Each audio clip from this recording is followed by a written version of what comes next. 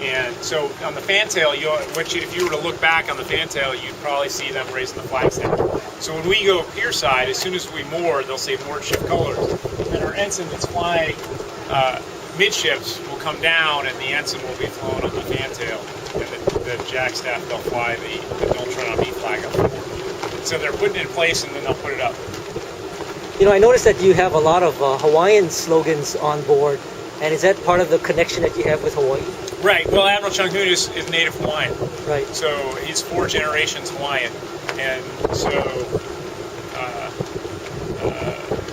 go forward, Sea Warriors, Moe and Kokai, and a number of other things around the ship. Absolutely.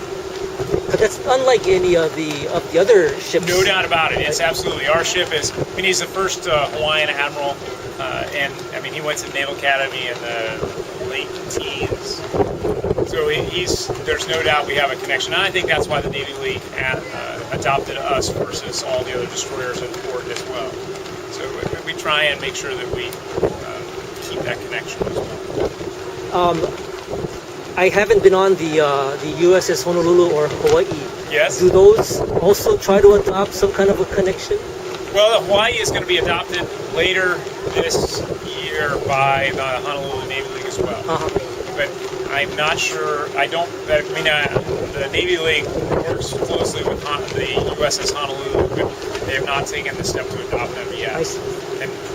And I think that's the Navy League very recently decided that they would adopt the ship, and it's not because Honolulu wasn't something they wanted to do. It just they have in the past always said, you know what, we want to help all the ships and not have a specific relationship. But I think that I wanted to have a good relationship with the Navy League because of as an example, the guy who is the overall general manager of JM Chevrolet. Mm-hmm. He's one of the people in the Honolulu Navy.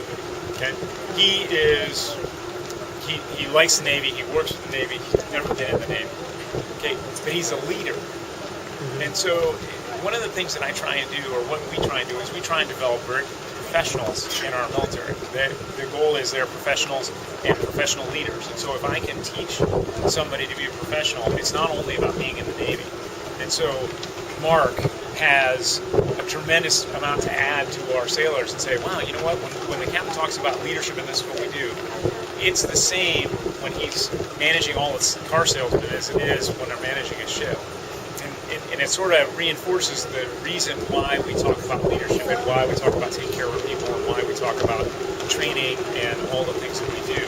So that's an example of an asset of somebody that you can use outside through the Navy League that can reinforce a lot of the things we do for training.